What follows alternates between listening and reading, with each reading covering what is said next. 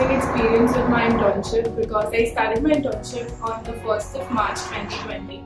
And until then, in India at least, everyone wasn't talking about COVID a lot. So you were just asking people who were traveling to wear an N95 mask and take all the necessary precautions.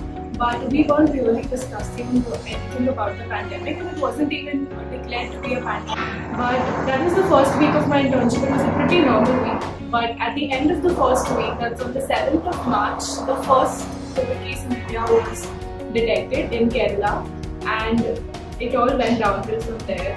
So like after that, I think by the end of second week, we had a lot more cases. By the end of third week, we had the Janata curfew. And by the end of March, lockdown was enforced. So that was the first month of my internship, and we'd never imagined that that's how we would begin our internship.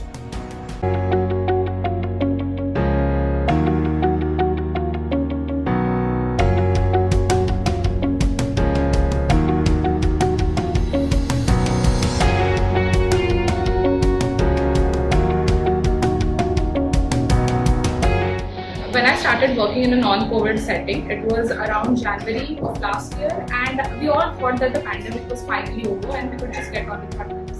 But when the second wave hit, the reality was much more grim because, especially in a non-COVID setting, there are sort of inventory of resources. You come at the last point of it. So I was working in ICU, and my night shift was there, and one of my patients started desaturating really fast, and we were wondering that why this was happening. And then we realized that we only had one oxygen tank here. We had 3 patients on ventilator. It was a nephrology ICU, so obviously we did not really a lot of patient load. So definitely we could have actually managed on 2 or 3 more oxygen tanks, but because we worked in a non-COVID settings, I don't think that we were informed that this was supposed to happen. And it was the start of pandemic, the second wave, where there was like a very unanticipated load of patients during the first few days, and after that all the protocols and everything was set in. So I think the anticipation of what might come, so looking at the trends was lacking, and we were not informed properly, and I think the patients suffered a lot because of that.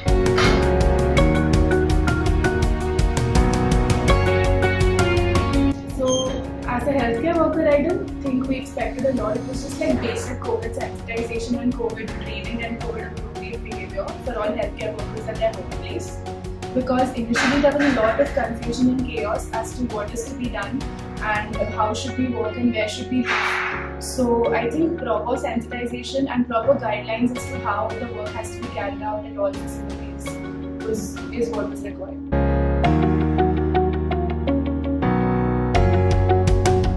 As compared to a tertiary care setting, I think the most important difference is that you don't necessarily work with your colleagues or people who are especially doctors or people who have a lot of training. Most of the times you work with your subordinates and you work with people who are doing the actual grassroots level work. So the gap that you need to bridge is that you have to make them feel that they could talk to you, they could actually, you're involving them in the work, and you're actually giving them responsibilities that they understand and they might be able to implement. And that is, I think, the biggest problem that comes, not just in pandemic period as well as any normal, even day-to-day life as well. The perception of the population is actually very different. They live a very secluded, very beautiful, very healthy life. They do not have the worries that we might have, that days are short, that nights are long, they get good sleep. So most of the time they have a very good immune system as well. So I think when you work in a setting like that, you have to acclimatize yourself to that particular environment and what is their expectation from a clinician who works in that setting. Not tell them that this is how we do in this particular setting and that is we are going to implement, because that is never going to work. So overall, I think it's a very good experience to work in that kind of setting, and I think everyone should have it.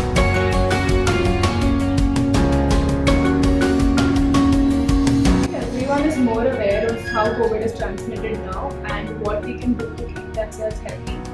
And I also think that people are more aware of the symptoms that their body exhibits in general, and they're also more ready to seek help whenever required.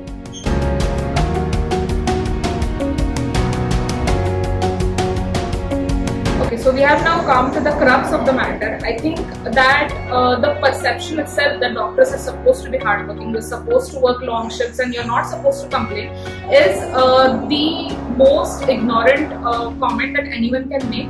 I think doctors are human beings at the end of the day. If they do not have sleep, they do not have mental rest, I don't think they are going to work efficiently. So I think that sort of got aggravated during this whole COVID pandemic. There was physician shortage, there was not enough training given, everything was in a mayhem.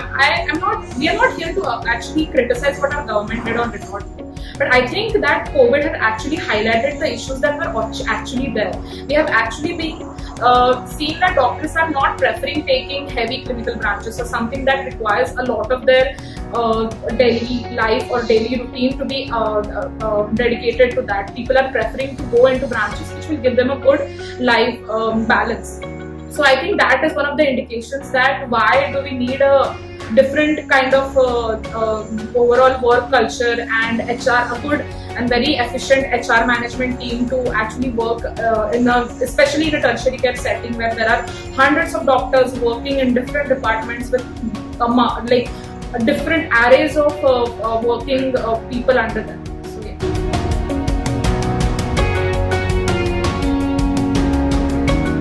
As a healthcare professional, I think it has humbled me. It has made me more disciplined. It has made me respect every life even more.